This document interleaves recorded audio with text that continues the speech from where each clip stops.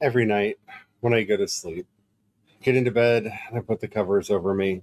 Before I turn the lights out, I can just feel the weight of everything going on in the world right now just weighing down on me. And from conversations I've had with a lot of y'all, I think we're all kind of in that place. Just complete and utter exhaustion. Not tiredness, not lack of sleep most of the time, just exhausted from everything that's going on. And I look across from where I sleep and I see this beautiful altar that I have set up with images of Saint Sarah and Saint Mary Magdalene. And I have a whole altar to the Black Madonna there. And I start thinking about them. There's a wonderful story in the Golden Legend about Saint Sarah and Saint Mary Magdalene that they were sent out to sea in the great basin of the Mediterranean in a ship with no rudder. And it floated and eventually came to shore in southern France. And I don't know if any part of that story is true. I know that you can go to the shrine of Mary Magdalene there. I know that there is a shrine to Saint Sarah there. But there's something in that story that just feels so very true to the moment we're all living in right now. Every day, it feels like we get on the boat, and the boat goes out to sea, and the waves and the wind toss it around, and you never know where you're going to end up. But somehow, some way, we end up coming to shore. And I say a little prayer to the Black Madonna, to Mary Magdalene, and to Saint Sarah for the strength to get up in the morning and have the courage to get on that boat and go out to sea. And the last thing I see every night before I turn the light off is Saint Sarah's face smiling from that beautiful painting. And somewhere deep inside of me, I can feel that courage smile. And I go to bed and I wake up and I get on that boat. Today, we're going to be talking about Netzach, that strength to persevere, to push forward, to get to where we're going, that drive that keeps us moving forward, what it is and how we can have it in these perilous times as we walk together down creation's paths.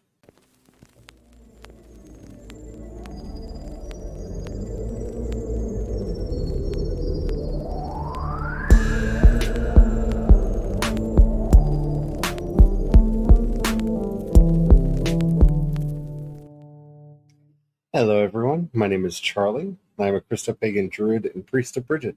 Hello, everyone. My name is Brian. I'm a Christopagan druid and sous chef to the Dagda. And today we're going into another one of the great energies on the Tree of Life, and we're going to look at what it takes to endure. We're looking at the mother image on the tree, the one who kind of pushes and gets us moving forward, the one that drives us towards our goals, and the one that, if we're not careful, can become a bit of a tyrant in our life. And really learn how we can have that energy as we move forward and just try to get through every day. But before we get into all that, if you haven't already, don't forget to like, subscribe, follow, whatever the terminology happens to be on whatever the app is you're listening to us on. We have a lot of amazing things planned and you don't want to miss a thing. Also, if you're curious about creation spirituality and you want to learn more about it, my book, Creation's Paths, a creation spirituality primer with foreword by Matthew Fox, is out now. You can get it in paperback or Kindle edition. If you have Kindle Unlimited, you can even read it for free right now. I hope that it helps you get a firm grounding in the basic principles of creation spirituality. So let's just get into it now, shall we? So I think you're probably feeling that way too. Feeling like we're in this world under this empire that we didn't choose. It's not the one that we wanted. It may not even be the one we voted for. It may just be the one that we were born into. And it's constricting. We talked about this a lot in the Kingdom Rising series that you can go back and listen to, and definitely go back and read over at creationspaths.com. We are called in life, when we are in this dark place where the empire is over us, to make a home, to build sanctuaries and refuges, and to pray for the peace of the city. Because the peace of the city means that people are being healed, people are being restored, people are being brought back. A lot of us right now are feeling that we're in Mitzrayim. Mitzrayim is the Hebrew word for Egypt. And I prefer saying it than saying that we're in Egypt, because Mitzrayim literally means the straits. It's the narrow place. It's the place where we're kind of squeezed and pressed together, where you can really feel that weight of oppression, that weight just pressing down on you. That really is the source of the exhaustion we're feeling. We're feeling that pressure, the pressure to perform, to beat it, to get to the other side. And what we really, really want, at least I know what I really want more than anything, is that strength to hope again, to be able to work towards something and believe that, yeah, this time we might actually get there. Even if it's just a step forward, we can move forward. And that really is what we're working on. Yeah, I know myself, when I was thinking about this place, this feeling, this state of being that we're existing in, especially right now, thinking about it in terms of like living in Babylon. And I kind of chuckled when I kind of came across the thought about how this isn't the Babylon, this isn't the country that we chose to live in. This isn't this is the Babylon that's been forced upon us, because living here in the States, we're a democracy. Votes happened. They are what they are. We all have to live with it and live with the results of it and the consequences that come out. And it's like, this is how you end up in the narrow, dry place in Mitzrayim. This is how you end up in Babylon. And I found myself basically entering into this via negativa place where I basically sat with those thoughts. Like a wounded child, I just kind of cradled it in silence, let it cry. Just let it kind of vent, let it do its thing, have its moment. And in letting that vent, I was able to create space, clear kind of that detritus, all the regrets, any of the, man, I wish more people were smarter and could have, would have, should have, whatever the detritus was that was blocking that flow of the river of life from the one life, whatever is blocking them, obstructing that flow, allowing that to just kind of clear and make that space and allow that life-giving force to just kind of flow again. So at least this way, though I may have to live in the narrow, dry, constricted place, that one life can flow through and the greening can happen. And it's a green, narrow, constricted space instead of a dry one. It's green, So let's do what we do and walk this down the four paths of creation. Today, though, we're going to be starting in the via negativa, because that's where most of us actually are right now, in that dark place, in that pain, in that grief, in that worry, in that doubt. In the times that we're currently living in, many people are waking up to the grift and the corruption and the pain that so many of our siblings and brothers have been living through for so long. Our siblings, brothers, and sisters have suffered in the Black community, in the Mexican community, in the Haitian diaspora that we have throughout the country, with all of the anti-Semitism that is on the rise. That boot of oppression has been there for a long time, but a lot of us didn't see it. And those of us who did see it didn't feel it, but we are now. Yeah, it's almost like the bubble popped, Yeah. for a lot of people, who didn't, because, there was some of those who were fortunate enough to come from communities that were able to obfuscate that oppression, like you said, or turn a blind eye to it, as they talk about with, some of those other things. Well, when it's not something that is constantly in front of you, it's something that's easier to ignore.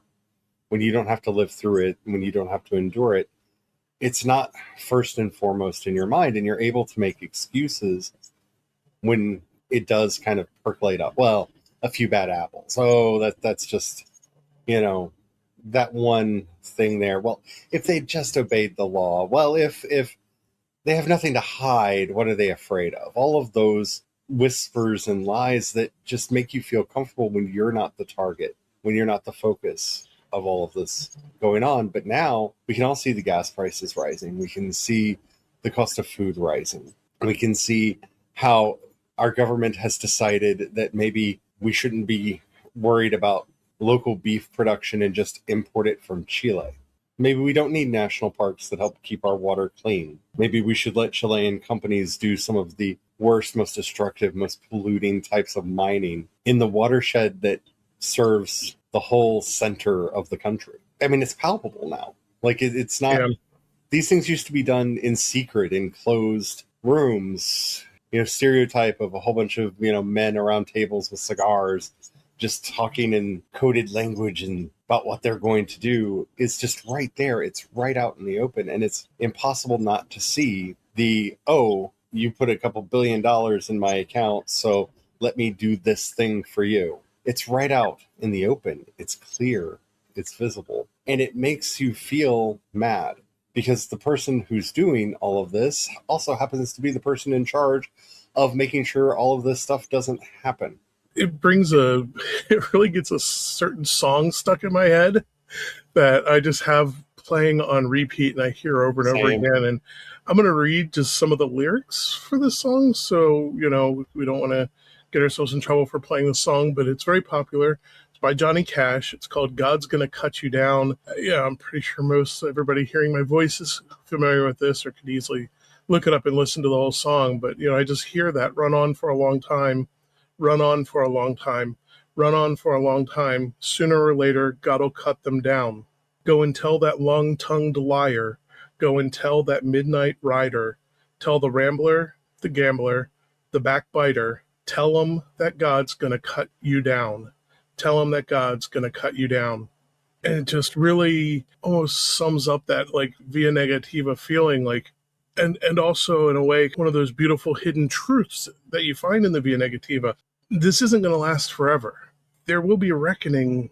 There always is a reckoning. And I mean, that's something that we could see the uber wealthy panicking over right now, because even if there's no like legal or justice system reckoning, eventually we all die anyhow. They're going to die. Their wealth is not going to carry with them. They will be cut down one way or another. Well, this is one of the three true things that we know and we look for in all statements. I mean, this is shunyanta. This is emptiness. Nothing lasts forever. Everything is impermanent. Everything is interconnected in this vast web of interconnections, and everything in itself arises and falls, and something else comes up. It gives rise to things that it cannot imagine and is created from things that it does not know. This like endless web, this basic emptiness of all reality, which is kind of the core lesson of the Via Negativa. All things are impermanent and have no separate self. And when we see corruption like this in our world and our churches, especially, I pray for my siblings, sisters, and brothers in the evangelical church because so many of their leaders are being shown for who and what they are right now. And so many are waking up to that. It all comes out. Everything comes out in the end. We have no separate self. Nothing is permanent.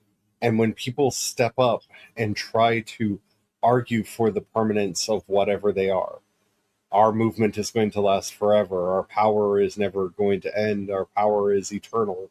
Well, we know 100% that that's not true because that's not the nature of reality. All things end.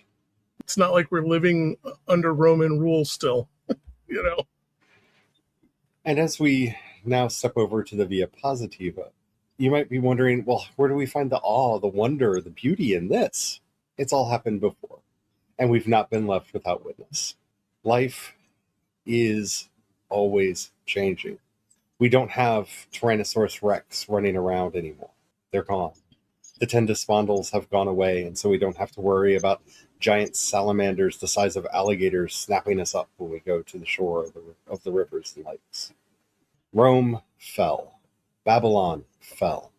Even the empire of the great Genghis Khan fell. All empires fall. And that's a beautiful thing. Life is going to press forward. That wonderful veritas, that green wisdom that we grow in and that we live in all the time, tells us what it is that we are to do. We're here to be dandelions.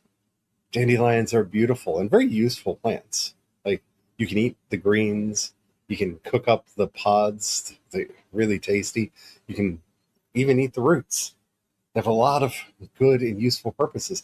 But the most powerful thing about a dandelion is it breaks up into this fluff that looks so weak and so delicate. It's so light that the barest breeze picks it up and carries it away.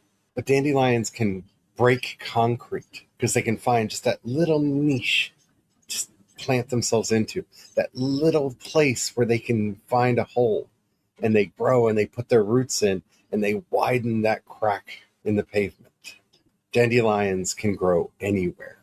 The beauty of the Via Positiva in the moments like this is we can be like those dandelions, light and able to fly on the wind, and then plant ourselves down and break the stone underneath our feet. I think that's one of the things I found very awe-inspiring, thinking about the Via Negativa and thinking about this. We were given this plan already. We were told how to survive living in Babylon as a prophecy, but not as in a like, hey, you specifically in 2026 are going to be living in exile in not of choosing, but of the Babylon that you got stuck with, but as in, it is this repeated cycle. And so we know others have already survived it. Others survived Babylon. They survived Rome and Rome's oppression.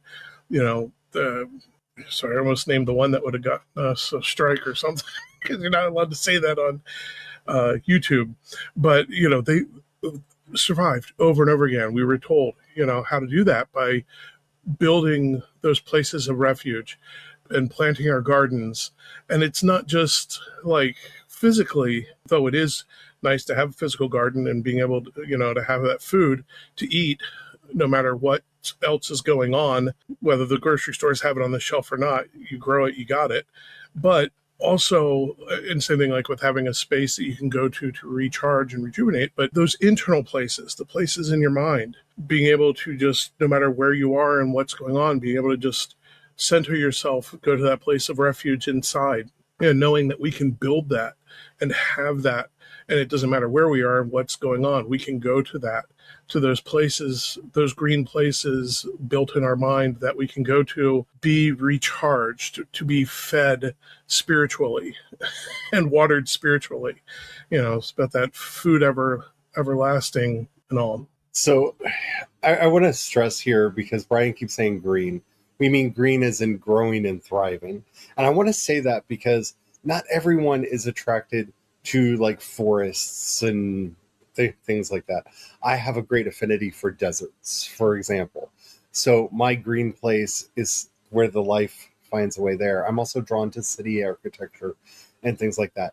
It's where you find that beauty, that life that just wells up inside you. That's the important thing. That's what you're looking for. Because once you have that, that cannot be taken away from you. They can take away anything you can hold in your hand, but they can't take away what's inside. And that's where we have power. As Brian was saying, and that unfortunately we have to say in the weirdest ways because of content policies where this podcast goes up, the evil regime that ruled Germany and tried to conquer the world in the 1930s fell. It could not stand. It could not withstand. The British Empire used to span the globe. Like, it wasn't a joke when people used to say the sun never sets on the British Empire. It really was everywhere. And it's not anymore. It's now been pushed back to this little island where it started. No empire is forever. And that is a beautiful thing. That is a wonder to behold. And when we, like those dandelions, go out, we can break empires just by living and refusing to be controlled by them. So now we turn to the Via Creativa and ask ourselves what wants to be born in this moment. So if we've seen the darkness and we've tried to make space for the green to come into it in the Via Negativa, we've wondered at the persistence of life in the Via Positiva. What is trying to be born in us? Well, if I can take on a little bit of the spirit of our Secretary of Defense, Peter Hegseth, and quote from the great book of scripture, Jurassic Park, from the prophet Ian Malcolm, life finds a way. So now we're going to give you another song to listen to, because when we were working this out, a lot of it came to us through music. And I'm sure everybody knows the song. And if you don't, again, very easy to find. But Bob Marley and the Wailers, Three Little Birds. Because this really is what's wanting to be born in us. Three little birds stood on the doorstep singing a sweet song, a melody pure and good. And what was the message? Don't worry about a thing, because every little thing's going to be all right. That song was written from a place that understood oppression, that understood exile, that understood Mitzrayim and that narrow place of pressure being placed on people. That song comes out of a tradition that gives us this great sense of wisdom and is parroting the words of Jesus. Be anxious for nothing, because who by worrying can cause their hair to grow 1 inch? Don't worry. Know that you are in the hands of the one life. We can get to where we need to go. But first, we have to find our 3 little birds. That is kind of the task. That's what's wanting to be born in us right now. Now, that could, again, if you are very tied to nature, be literally 3 little birds. Go outside, listen to the birds. They sing all the time. They're singing a lot right now. I remember one day I was having a really hard time, and quite literally, I woke up in the morning, and on my windowsill, there were 3 little birds just singing their heart out to the point where it woke me up because I thought an alarm was going off. Like in my dream state, I thought that, we had set an alarm that was going off and I needed to get up. And no, it was just three birds just singing back and forth to each other right there on the windowsill, really loudly, going right through the window. Brian and I laughed and kind of looked at each other and started singing the song, like right there on the spot, because literally here we are. Woke up this morning at the rising sun. 3 little birds are on my windowsill. Singing a sweet song, melody pure and true. And that might be the image that you're looking for. That might be what you need. You might need to find literally a song that means something to you, that can give you that motivation. Maybe it's a song you sing. Maybe it's a song you listen to. Maybe it's a painting or a movie or some friends that you can go and hang out with that'll help to raise your spirits. Right now, what's wanting to be born in us is that community where we can find those 3 little birds and have them sing. That's why I like to create those little micro moments of pure joy. It's a lesson we can learn from the innocence of children, because they have those moments of pure joy, and you just hear that laughter and you instantly can recognize, like, that's a moment of pure joy, and it just is so uplifting. And so I try to find opportunities, micro moments. They don't have to be big, just to be able to laugh a little and or encourage another to laugh. It's great. My little 3 birds. And so now, as we turn to the Via Transformativa and ask ourselves, what is the prophetic voice that we need right now? How do we interfere with injustice, but do it with joy? Because celebration is a part of our interference with injustice. I'm going to offer you another song. Have you noticed a trend today? If you're not familiar with the song by Kendrick Lamar, that's the letter I. He released it back in, I think, 2014. And this is the song that I sing to myself, put on, and it speaks to me when I'm in those dark places. And the reason for that is it's about discovering the one power that we have that is greater than the oppression that weighs us down and the depression that tries to well up within us and swallow us whole. And that's the power of self-love and self-care. We talk a lot about humility in our culture, but we often don't define humility right. We tell people that humility is to shrink themselves, and sometimes that is what needs to happen. But sometimes the humble thing to do is actually to expand. You see, humility means taking up your right place in the relationship. So sometimes you need to be big and loud, and sometimes you need to be small and listen. And knowing how to oscillate back and forth between big and small is a powerful thing. And that's actually the art of humility. And all of that starts with self-love, right? Love your neighbor as you love yourself. If you do not love yourself, how can you love your neighbor? And that's really the message of this song, is in learning to have that love for yourself. You learn how to stand up and fight through the depression, to stand up when darkness is coming from you from outside or from within, to push through to get to the other side, to build that community, to build those people or those groups around you that will help get you to where you need to go, that will pick you up if you trip and fall down. And that's the voice that we really need to have in this time. It sounds hard. It sounds weird, right? Like It sounds a little new agey in a way of like, so how do we defeat the empire? We love ourselves. Think about it. They want us to think that we're nothing and they're everything. They're big, powerful, and scary, and we're just little bitty people and we don't know what to do. But what we actually are is power. Our constitution in this country starts with the words, we the people. All the things that we do start with we. We are the church. We are the faithful. We are the ones who stand up. We are the ones who take care of one another. That we is so, so powerful.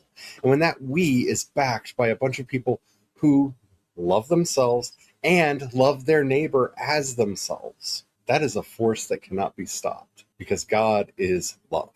That is that's it's, is why a lot of times you'll hear me talk about how Kendrick Lamar is a modern day prophet. Listening to that song, and I heavily encourage everyone to go listen to it because in the refrain it's I love myself, and as the song builds and goes through its journey, that refrain really sticks in your mind, and I find myself almost coming up with my own litany of I love myself, so I will not give up. I love myself, so I will not accept the current mess that I'm living in. I love myself, so I will take each step on that journey. I love myself, so I vote and I do my civic duties and keep my promises. I love myself, so I explore my curiosities and question just things I run into in life. I love myself so that I make better that which is already good. We always talk about making better. And that's the thing is the person who loves himself doesn't give up on their frustration and doesn't give that power up to the bad actors. They don't just sit back and go, well, why vote because everything's the same? Because when you actually question, when you love yourself and you question and you have that curiosity and explore, you can see they're not exactly the same. There might be a lot of similarities at a glance, but there usually is one that is better than the other. And especially if you're not just voting based off of one issue. When you start to look at the whole picture, you might have one pretty green tree in the middle of a barren desert that is eating everything around it, that you go, I voted for the one pretty green tree, but you're going to get the whole desert that's going to dry everything. And and when you love yourself, you don't let empire weaponize your rage. You don't see a comment in Facebook post and just run wild with that like it's true and factual without verifying that it actually is true and factual, that it isn't just somebody making something up out of thin air and making a claim. Like when you love yourself, you don't sit out your civic duties. You get up, you tend that garden, you vote, you question, and you make better. And that's just kind of that whole thing. And that is that transformative process in transforming not only yourself, but the community you live in and those around you and the world around you. Move on to the practice this week. I'm asking everyone, just, take a time. First, start by each day, when you get up, find your three little birds, those things that's going to get you moving and help set your day right. Turn on the news and dive into the general cesspit that is the Babylon living existence. Start with three little things, whatever they are. Just laugh if you need to. There you go. One, things. And then, two from there, we're going to have you do a little meta practice, little self-care meta practice. Repeat to yourself, I love myself, so I will not give up. Myself, so I will not accept the current mess. I love myself, so I will take each step on the journey. So I vote and do my duties. I love myself, so I explore my curiosities and question life and experiences. So I make better that which is already good. Be like a few minutes when you first get up. Just start with that and try that this week and see how much that transforms. And I really do invite you to do that practice. It does change something inside you when you start with those affirmations, when you let yourself kind of really get into that place. But remember, love doesn't stop with self-love. It's the foundation to help us learn how to love our neighbors as ourselves. So as we're heading out, usually we end with a prayer, but I want to leave you with an image today. A lot of us are running around in the world feeling like the world is on fire. But I'd like you to remember that the world is not on fire. That is the light that has always been there. That is the light that shone forth at the very beginning, the light that shines in every one of us, the light that says you are loved and you are one. It is the light of creation that has always moved. And if that light burns you, if you feel it as an intense, painful heat, remember it is there to burn away that which you do not need to carry anymore. So let it go. Shine in the light. Become that light bearer that goes out into the world and shows the darkness that it must flee. So this week, find your 3 little birds. Remember to tell yourself that you are not only loved, but that you love yourself. And bring that light to shine so brightly to everyone around you that they can see, maybe for the first time in a long time, what true love and life looks like. Amen. Amen.